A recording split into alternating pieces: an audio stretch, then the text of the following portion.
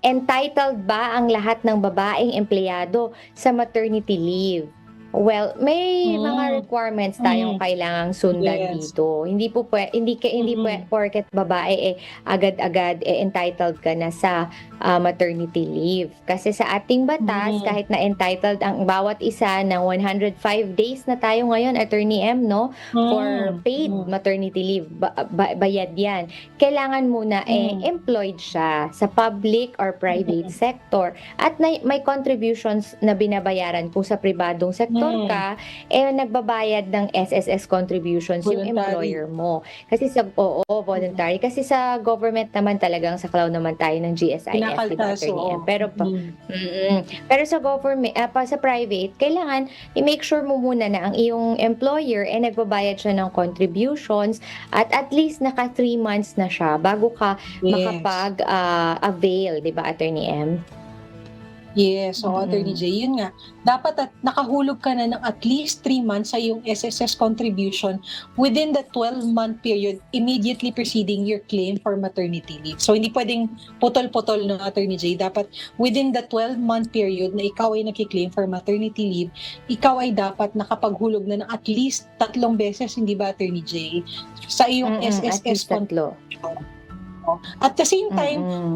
dapat ma-inform din yung iyong employer na ikaw ay mag-a-avail ng maternity leave. Well, hindi naman kapag babawalan, no? Pero syempre, mas mahirap kasi mag-claim sa SSS, no?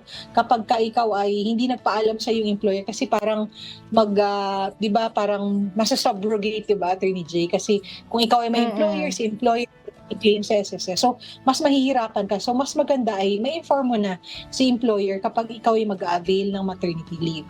Kaya in fact, Attorney J, ha, Mm. clarify lang, hindi naman kailangan na talagang parang ano ba, yung ikaw ay nakapanganak, no? So, pwede kung halimbawa ay nagkaroon ng miscarriage, Attorney J, di ba? Hindi natuloy yung pregnancy Mm. or ibang Mm. klase ng pregnancy. Halimbawa yung live birth ay yung Oo, ano ba, like ectopic, mga stillbirth? gano'n. Oo. Stillbirth yun, no, Attorney Mm. J. Pero Mm, iba lang mm. yung number of days kapagka miscarriage. Kung tamang pagkalala ko, Attorney J, 60 days, no, yung pwede Mm. maternity leave Mm. kapagka At ikaw saka nagkaroon. meron ding, parang allowance binibigay ang batas sa solo Mm. parent na instead of 105 Yes. nagiging 120 days or 'di ba, Mm. Attorney M? So, Nadadagdagan instead ng of 15 105, days. oo, 15 days karagdagan. Oo.